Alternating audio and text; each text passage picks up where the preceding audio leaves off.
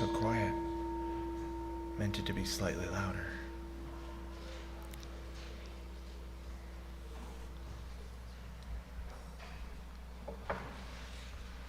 Good morning. Welcome here in the sanctuary. Welcome online to the Sunday service of the Unitarian Universalist Church of St. Petersburg. We're on the unceded ancestral lands of the Tocobaga and Seminole indigenous Americans. And this week, Catholics celebrated the Feast of Mary, Mother of God. Many will also celebrate Epiphany tomorrow. And Eastern Orthodox Christians will celebrate Christmas this Tuesday. My name is Ben. I'm excited to bring you today's worship service. It's called One Song, the Science of Oneness. And our guest speaker is my friend, JD Stillwater, and I'll tell you more about JD in a minute. Tim Berneman just played that beautiful opening piece. John and James are singing the anthem. Today's worship associate is Allison Lonke. Thank you, Ben. So if you want a church where a science-informed spirituality is welcome, where awe and wonder in nature are sacraments, where our kinship with the cosmos informs an ethic of inclusion, then I have good news. You may have found your church home. Thanks, Allison. We have 3 announcements. There's a lot of sign up for the new member class, and that's exciting for me. Is Chris here this morning? Chris McDonald? Well, I will leave this somewhere very visible, or you can just find me if you are interested in maybe becoming a member of UU St. Pete. It takes, you have to attend 2 classes. One's going to be on the 19th, and one on Sunday the 26th for 2 hours afterwards. And you can go to the class even if you're not sure you want to be a member. You can learn more about Unitarian Universalism, more about this church community, and get to meet some fun people. Also, it is the first Sunday of the month, so we are having our LGBTQIA+ brunch at 12:45 at the Frog Pond downtown. Allies are welcome. See Chris McDonald for more details. Announcement number 3 is from the Green Team. Members of the Green Team, please meet at our table to help collect signatures for the Florida Right to Clean Water initiative after today's service. Okay. Also, thank you all for putting your phones in worship mode. That's JD Stillwater, y'all. He's great. For more announcements, please see your order of servants, the monthly newsletter, and on the TV in Gilmore during coffee hour. Our opening words are by Rumi, read by our guest, JD Stillwater. Yeah, full name, a lot of people don't know. Jalal al-Din Rumi. And there's a Muhammad in there too that didn't make it into my script. He wrote, "What is praised is one, so the praise is one too. Many jugs being poured into a huge basin. All religions, all this singing, one song. The differences are just illusion and vanity. Sunlight looks a little different on this wall than it does on that wall, and a lot different on this other one, but it is still one light.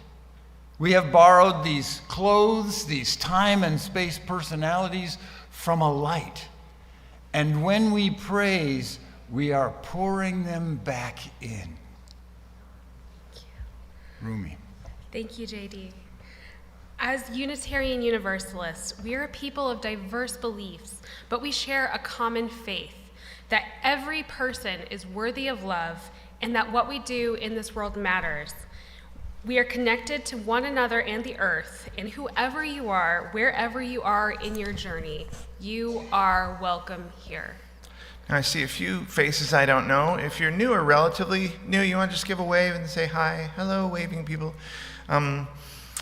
Really excited that you're here. I'm going to go down to that central microphone, and then by the time I get there, if you want to raise your hand, you can say a sentence or two about why you are here. It is not required.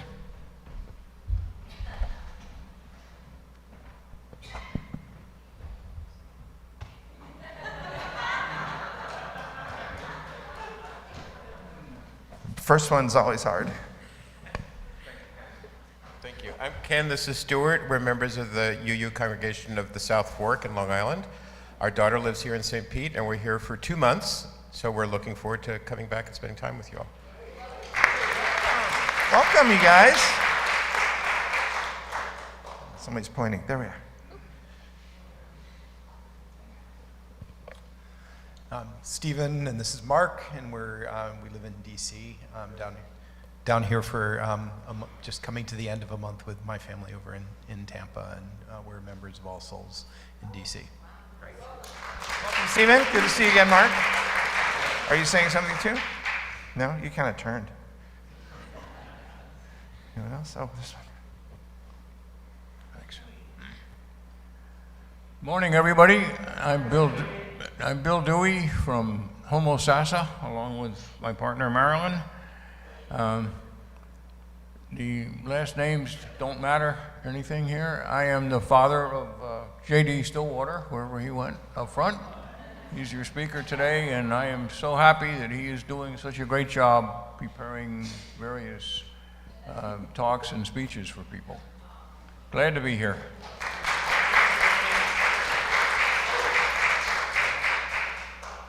Anyone in the balcony?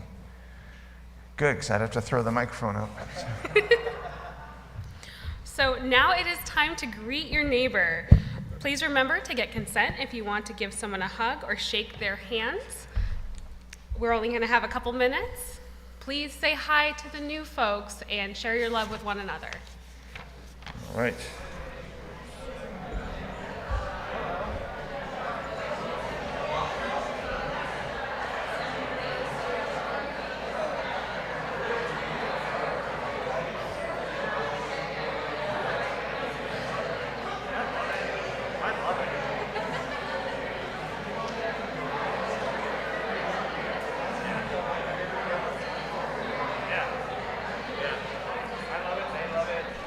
Especially right after COVID.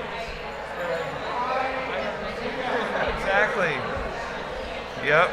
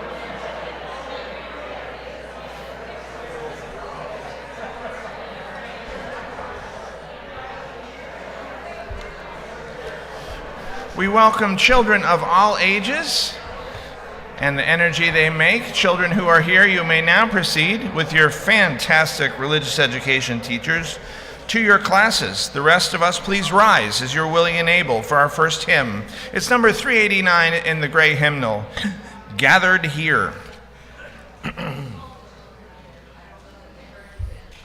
Oh, and yes, all the children, they may not have heard me, are now welcome to go with your wonderful RE teachers, religious education teachers, to your classrooms. Rise as you are willing and able.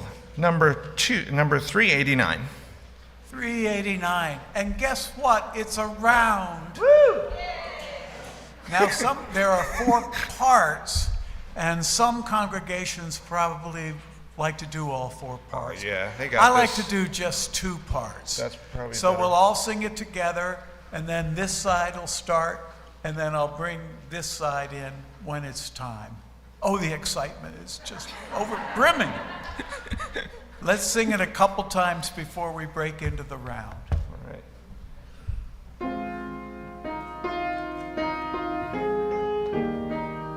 Here we go.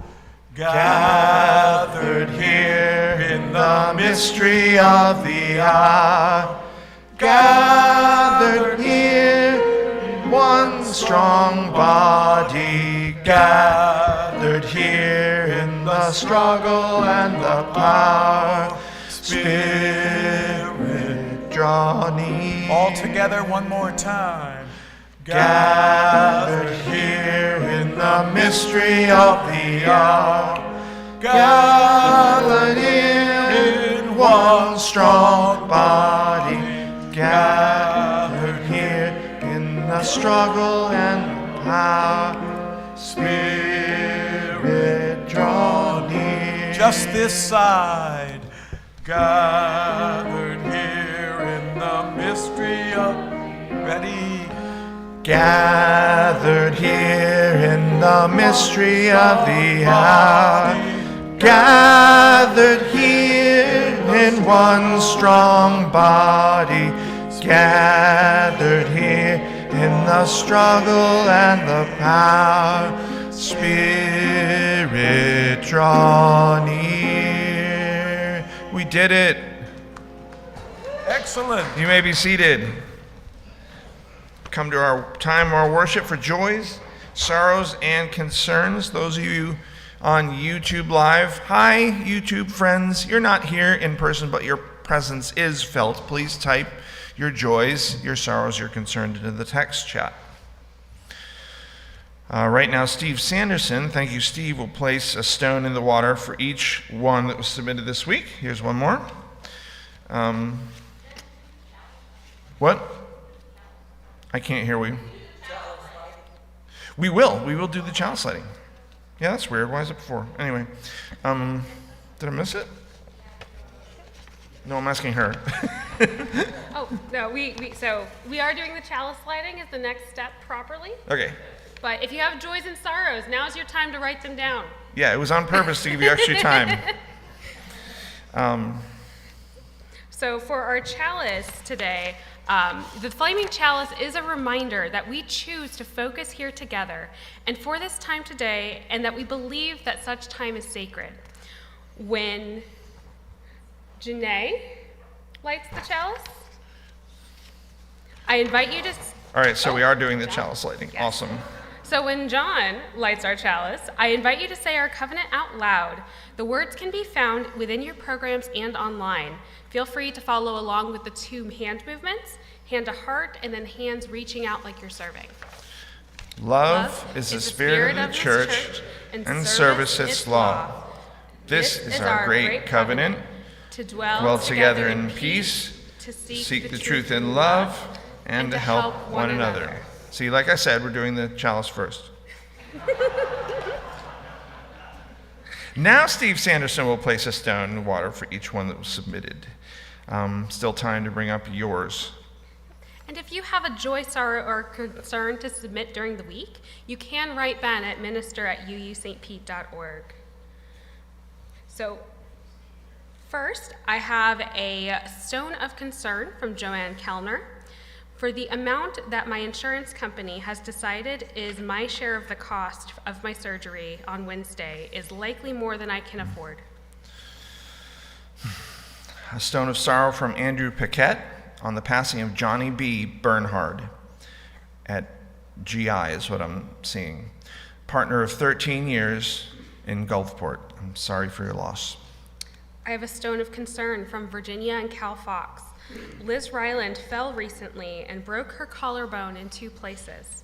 Please send love and prayers for successful upcoming surgeries and a speedy recovery. Sending you love, Liz. Next, a stone of sorrow from me. Sunita Danawar, as a girl, escaped sex trafficking in Nepal. She then went on as an adult woman to help thousands of trafficked girls and women. She hosted me and my friends several times on my trips to Nepal and was kind enough to befriend me and share her experiences with my friends and I doing this work. Sunita died this week in her sleep at the age of 47. So we are going to do a stone of joy in honor of some of our many volunteers who work here. Usually we pick a volunteer each week, but there are so many people here that do so much work that we don't want to miss anybody. So this week, a stone of joy for everyone who has done any volunteer work. Thank you. Thank you, all of you. Thank you for all your work during 2024, and we have hopes and joys for coming into the new year. Stone of concern from Steve Sanderson. It's been a tough 6 weeks. Apparently a rare reaction to a COVID booster. When it's you, n equals 1. Finally seeing some relief, that's good. Very glad to make our theoretical connection more present. Then we have A Stone of Sorrow from Natasha Milburn. A Drake was the sweetest and kindest kitten who passed in her sleep yesterday morning. Adrak spent her last 10 days on this earth warm, fed, cuddled, and as comforted as much as possible. She left paw prints on the hearts of 5 different people in that short time of 10 days. All of them came together from different counties in Florida to give the kitten safety and love. That's what we call a community. The Mew in community. May Adrak rest in peace, inshallah. That's all I have. All right. And so now Steve. will place the final stone for those joys and concerns that remain in our hearts, perhaps too tender to be spoken out loud. Now, the mystery is that we are together even when we feel apart.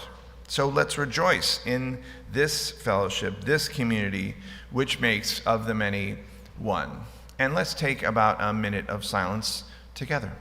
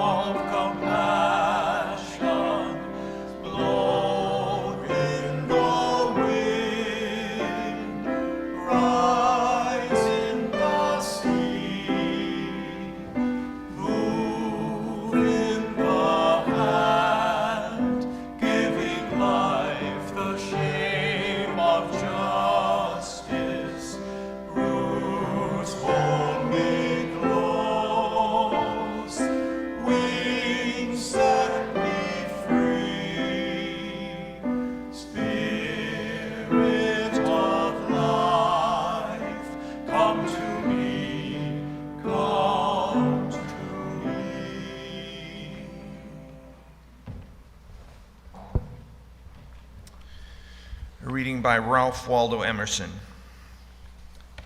Within us is the soul of the whole, the wise silence, the universal beauty to which every part and particle is equally related, the eternal one.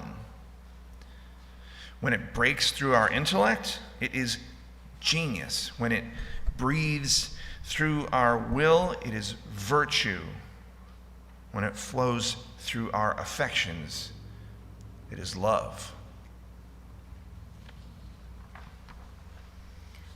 Another reading, this one from Reverend Dr. Martin Luther King Jr. And I'm sure you've heard this before, but it's really worth reading over and over again. He wrote, and this is from the letter from a Birmingham jail. In a real sense, all life is interrelated. All men are caught in an inescapable network of mutuality, tied in a single garment of destiny. Whatever affects one directly affects all indirectly. I can never be what I ought to be until you are what you ought to be. And you can never be what you ought to be until I am what I ought to be. This is the interrelated structure of reality.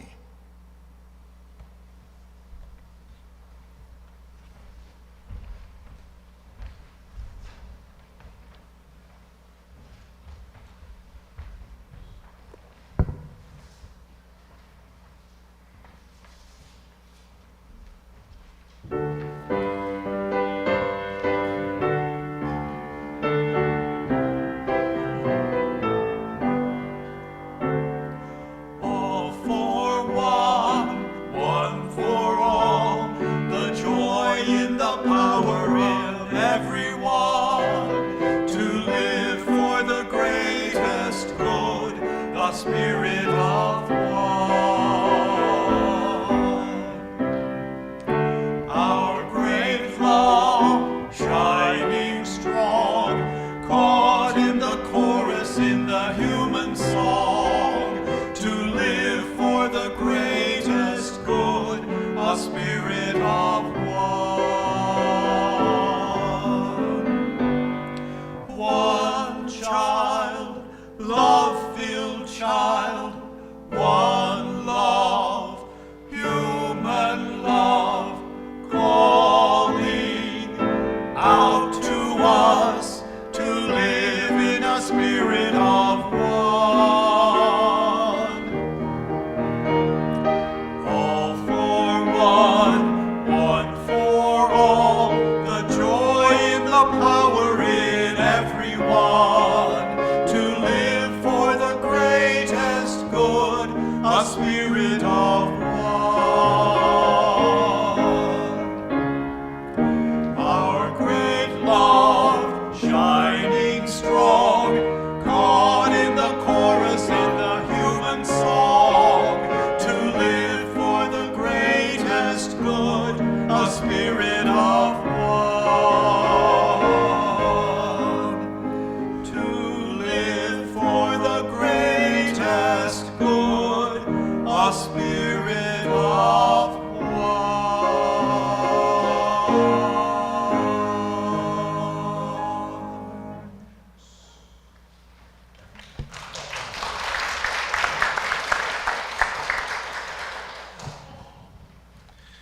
My friend JD Stillwater moves and inspires thousands of people all over North America, across the globe, with science-centered messages of awe and deep kinship.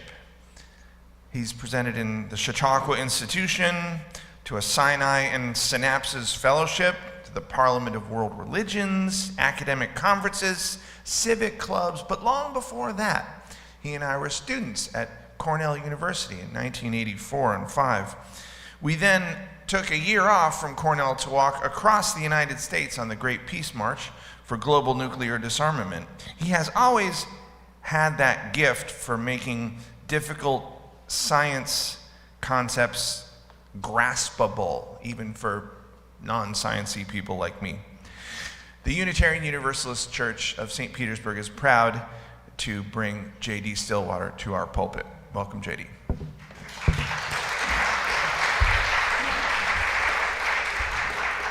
Good morning. I am really glad to be here. You know, when I first met Ben, I was scribbling furiously on a little notepad, and he was brandishing a large bullhorn and using it very effectively, I gotta tell you. And I wish I had more time to tell you about what I'm referring to. But we don't. So if you want the rest of that story, you're gonna have to come to time with the minister right after the service. But the stories that interweave our lives, all of our lives, also enrich our lives. So I want to start with a story from a few decades ago. And I probably should have got this clicker turned on before this. Hopefully it's working. Yes, it is.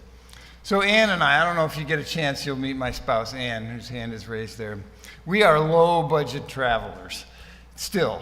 And a few years back, we wanted to take our kids to visit Carlsbad Caverns as part of a cross-country adventure. Well, the only accommodations near the park were out of our price range.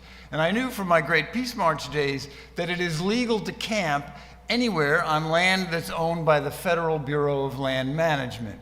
And our AAA map, this was back in the days of maps when I actually had hair, and it showed this huge expanse of desert right across the highway from the national park, marked BLM, so it was perfect.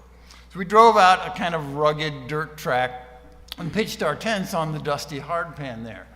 All good so far.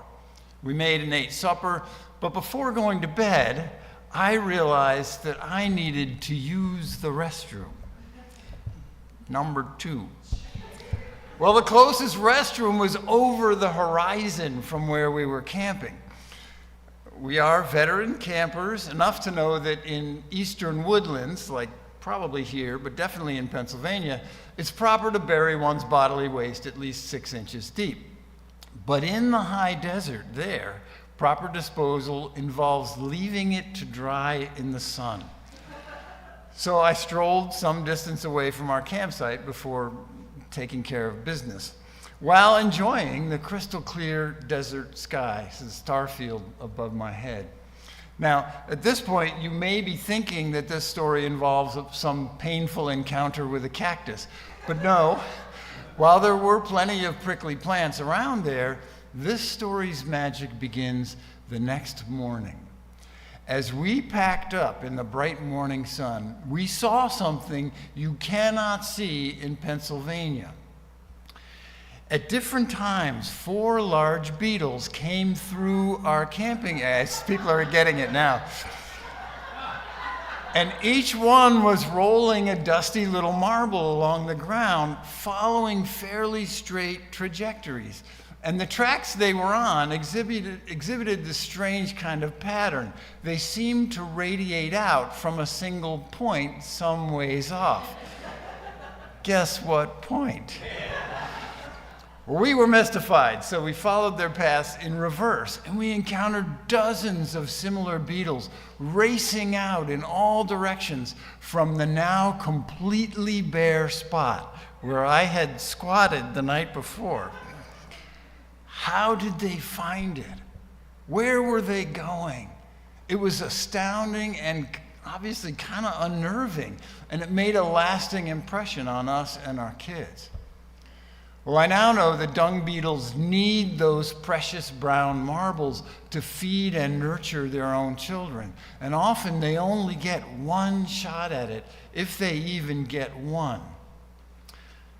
I'm off a slide here, maybe 2. I hope you can see that. This story happened long before I started thinking in earnest about science and spirituality, but it was an intimate and kind of visceral lesson in the ways that I am connected to the world around me, especially the living world. Now, I hate to disappoint, but this is not a message about dung beetles this morning. It is about the science of unity. And you might expect science to be kind of a big party pooper when it comes to unity and oneness. A sort of humbug know-it-all who ridicules all that kumbaya stuff in favor of cold, hard reality. Well, play along with me and let's just see what science has to say about unity and reality. Maybe we should start at the beginning of time. According to the best evidence that science has to work with so far, our universe began as a singularity. What an interesting name for it, given today's topic of oneness.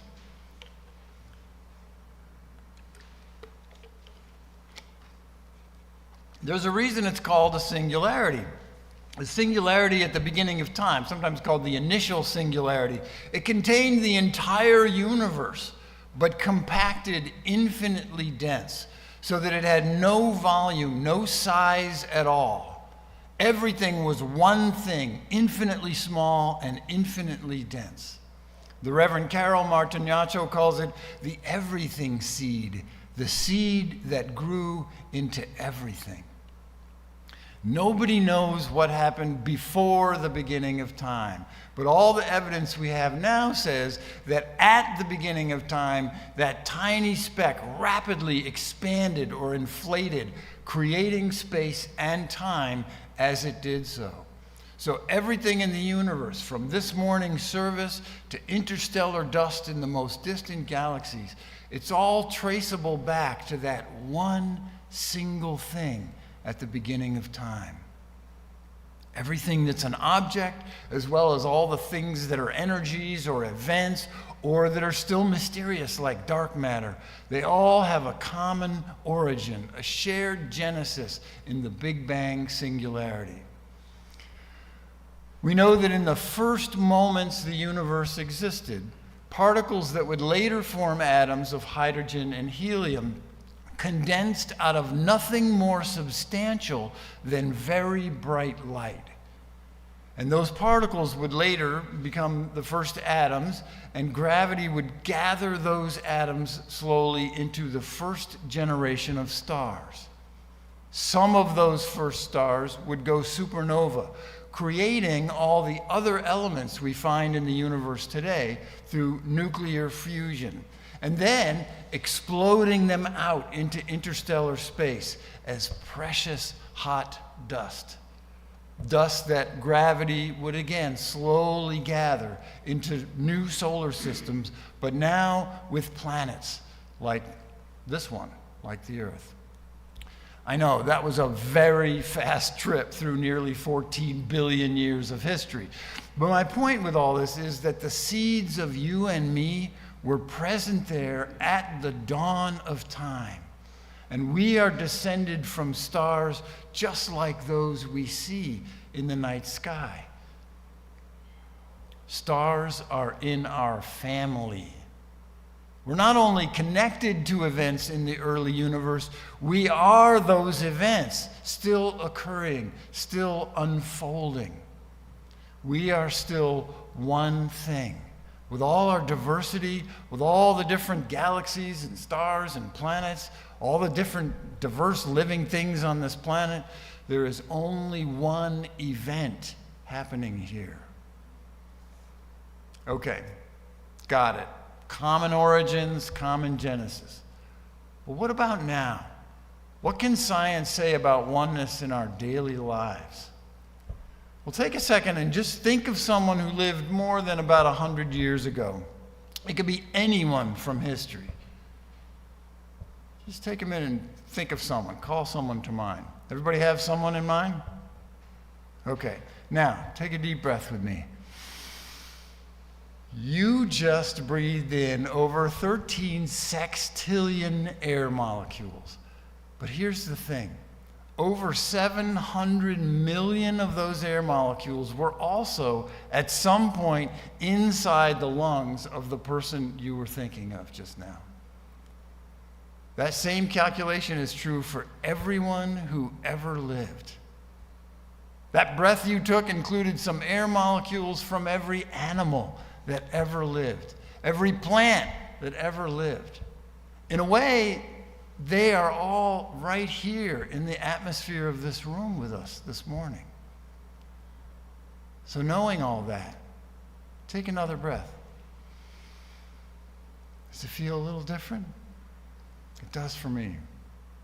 Some of the oxygen molecules you just breathed in a moment ago now are you. They've become part of your body. They've come alive by being part of your body.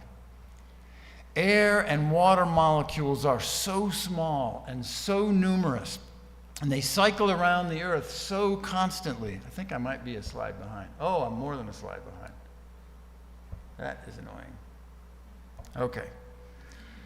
Well, it's true with water molecules too. You can do these calculations. They're so small and so numerous, and they cycle around the earth so constantly that every cup of beverage you swallow contains over 150 million water molecules that actually passed through Jesus' body during his lifetime. Talk about holy water. The same cup, I got a little more than a cup here, the same cup of water contains even more water molecules that passed through Buddha's body simply because he lived longer than Jesus did. So every cup of water contains molecules that made up everyone that ever lived more than a few decades ago. All water is holy water. And like with oxygen, water comes alive when we drink it. It becomes part of our living bodies. So we are part of these interconnected natural cycles that kids study in science class, like the water cycle, the carbon cycle, the nitrogen and phosphorus cycles, and so on. And you know, we study them, we teach them like they're out there somewhere. But they're also right here. We are in those cycles, and they are in us. They move through us. Every year, 98% of the atoms in your body get exchanged for new ones. 98%. So a human body is almost like a standing wave on a river. Matter moves through us, takes our form briefly, and then moves on to become something else. So our bodies aren't really things. They're flows. Or more accurately, our bodies are complex patterns in the flow of matter. And that flow is completely interconnected with the earth as a whole, because the atmosphere, the hydrosphere, and the lithosphere, these are all interconnected, interwoven systems. Rocks dissolve in water, become ocean, get incorporated into seashells, then become bird bones or rocks again. River becomes ocean, then cloud, then apple, then human, then air, all at once, up, down, and across and around, with interconnections and shortcuts everywhere. Here on Earth, all boundaries and distinctions are either arbitrary or temporary. We are Earth. You know, some days I feel like I must have been abandoned here by aliens. But even if I were, within a year, my body would be almost entirely made up of the water, air, and minerals of the earth. I am Earth. We are Earth.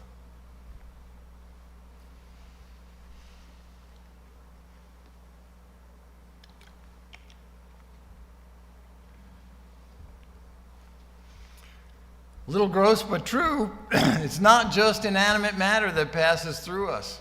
Other living things flow through us too, and become us temporarily as they do.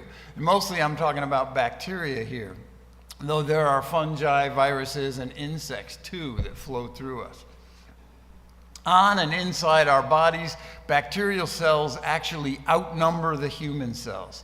Thousands of species, trillions of bacterial cells, all cooperating and competing with each other and with our human cells all the time, right here this morning.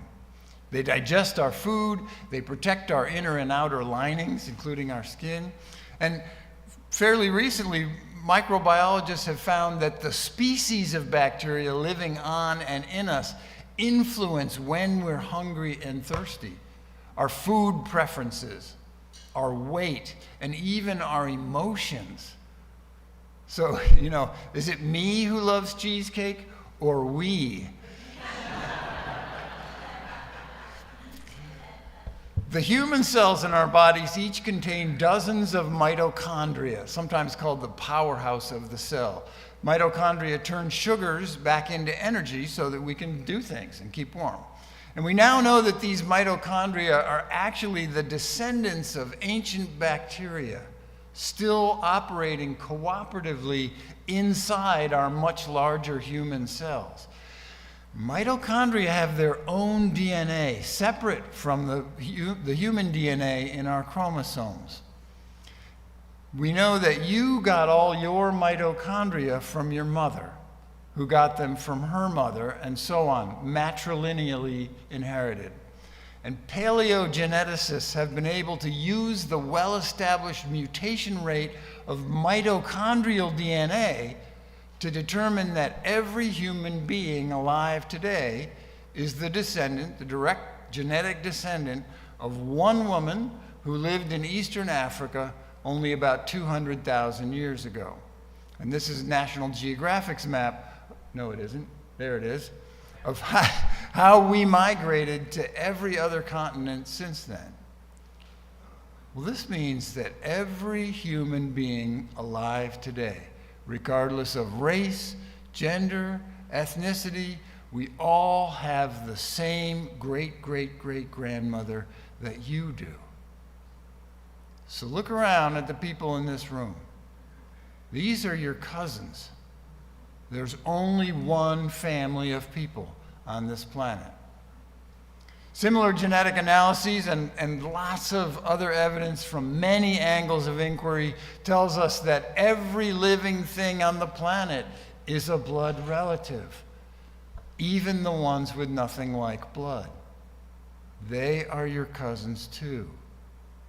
All living things are related. We are part of a single, unbroken family tree.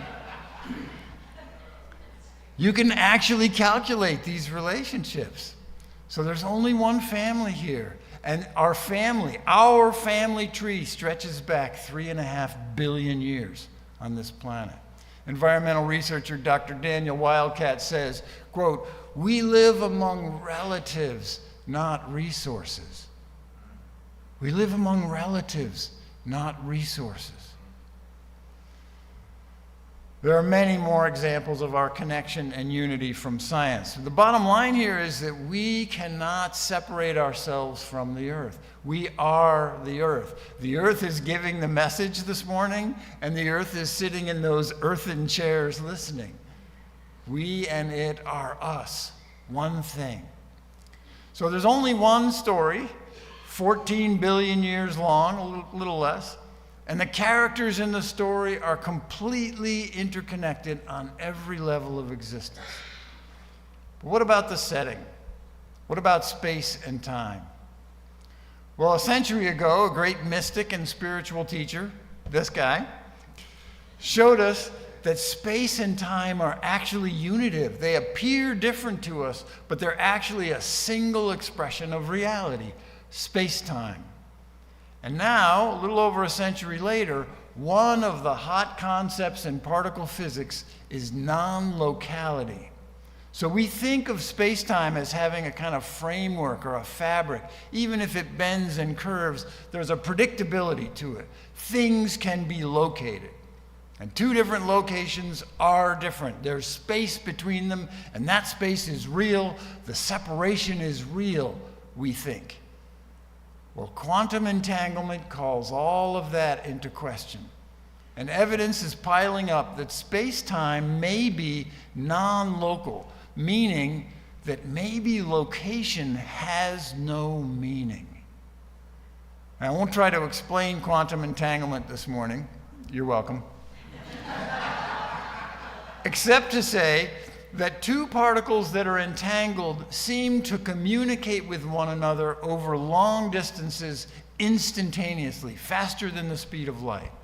Another way to think of it is entangled particles maybe become a single object that can be in two places at the same time. And this picture is just for fun. There was a paper published a few years ago in Physical Review Letters with the title, "How Space-Time is Built by Quantum Entanglement." Wow. Entanglement giving rise to space-time rather than happening in space-time. Yeah, take a second with that one.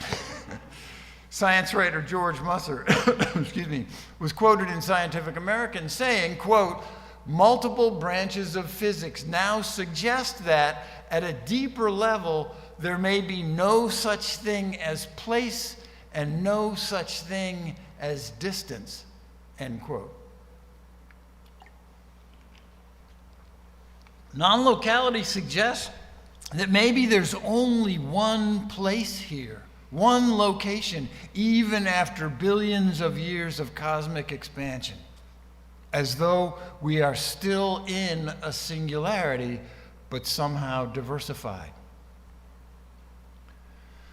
What science says about unity and oneness is that your life story and my life story and those of dung beetles and germs and worms and rocks and flocks of geese and the moons and the Pleiades and distant galaxies' life stories are all the same story, because there's only one story and there's only one character in the story. We, us, the universe. And I say this not as a prophet or a mystic, but as a hardcore, show me the evidence ambassador for mainstream science. The name we give this universal body of ours offers a clue. One turning, one single event, one song. 750 years ago, the mystic and poet Rumi wrote, "You are not a drop in the ocean. You are the entire ocean in a drop."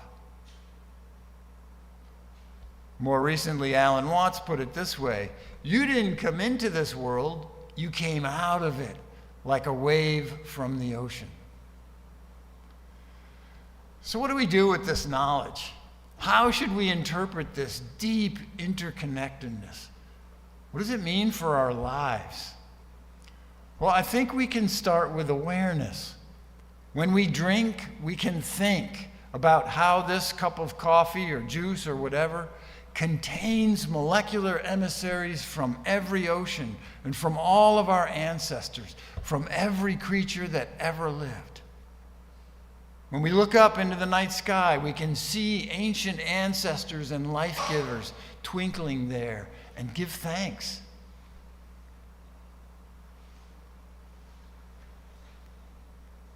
When we see a dung beetle cleaning up a mess, we can say, "Hey there, cousin. Congratulations on finding a nice nursery for your kids. And thanks for your work." As we walk in the woods, we can see relatives rather than resources. We can greet new people like long-lost cousins we're meeting for the first time, because they are. Speaking of relatives and resources, the exact spot where we camped all those years ago now looks like this. Here, I'll zoom in so you can see it a little better. Anybody know what those are? Yeah, they're well pads for oil and gas wells. For better or worse, that whole area is now industrialized. Once aware, we can accept that everything we do affects everything else, no exceptions.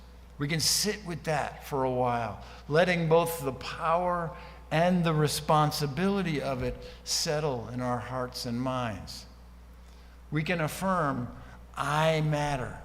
As long as I'm alive, all the interconnected threads run through me too. A worldview is a story. It's a story that profoundly shapes how we orient ourselves in the world. So imagine if we perceived ourselves as like single cells in the body of a vast, mysterious, creative, and ancient cosmos. How would our lives be different? And how can we practice living inside that story? Jane Goodall said, "You cannot get through a single day without having an impact on the world around you. What you do makes a difference, and you have to decide what kind of difference you want to make." The seventh generation of our grandchildren are part of the interconnected web too, a web of oneness that unites all space and time into a single song. This moment, in this service, this morning, is that song, that story, still being written, and each of us has a part. What else can I do but resolve to treat everyone and everything I encounter as an essential expression of my largest self, because it is. May it be so. Amen.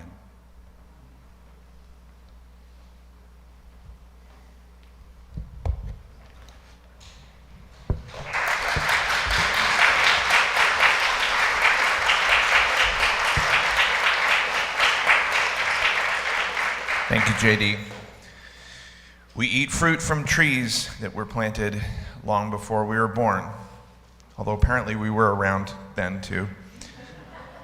May we plant seeds that bear fruit long after we are gone. Here in the sanctuary, the offering will be given and received.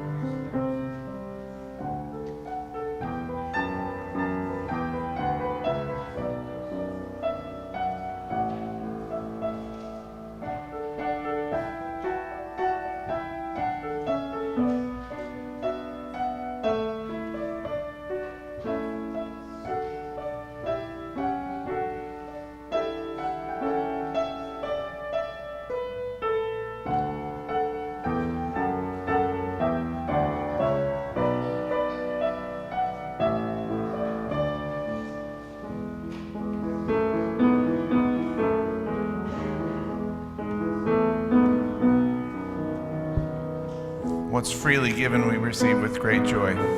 Thank you.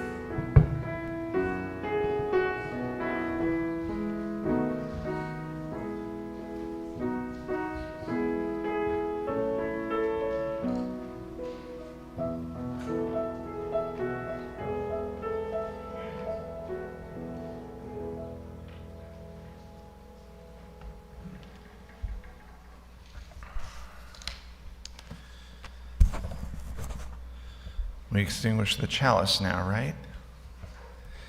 Earl Waters is going to extinguish our chalice, and we invite you to follow along with the hand gestures: light of truth, warmth of love, fire of courage, as we extinguish our chalice. The words are in your order of service.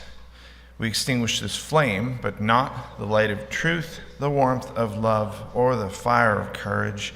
These we carry in our hearts and out into the world. Now, please, as you rise, as you're willing and able, for our closing hymn.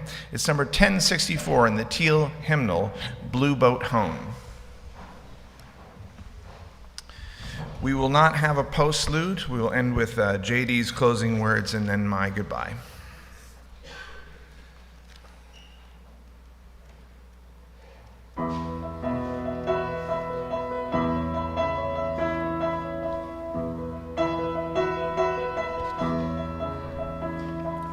Though below me I feel no motion, standing on these mountains and plains, far away from the rolling ocean, still my dry land heart can say, I've been sailing all my life now.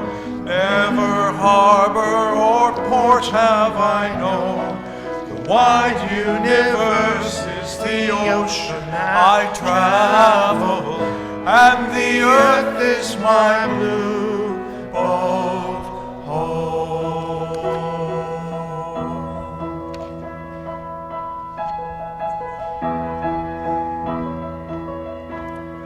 Sun, my sail, and moon, my rudder, as I ply the starry sea, leaning over the edge in wonder, casting questions into the deep, drifting here with my ship's companions, all wicked inbred pilgrim souls, making our way by the lights of the heavens in our beautiful blue boat home.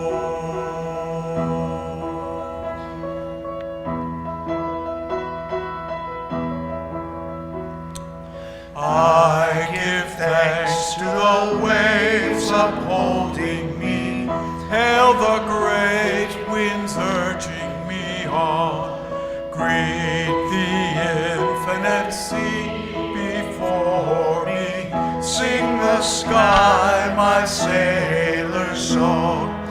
I was born upon the fathoms, never harbor or port have I known. The wide universe is the ocean I travel, and the earth is my blue boat home.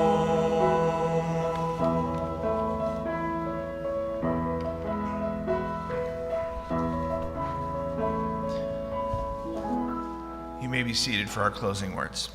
As we leave this gathering and go back to our lives on this blue boat home, let us remember to think when we drink and breathe deeply the rich and ever restless air of the living earth, our home, our vessel, and our larger body, of which we are a small but grateful part. Thank you, JD. Friends, our worship is over, but our service begins. Please join us in Gilmore Hall right there for coffee hour. JD and I will be available in the library right here for time with the minister. We hope that this time together in here will help you through your week and will help you remember you are not alone. Will help you remember we are one. Blessings.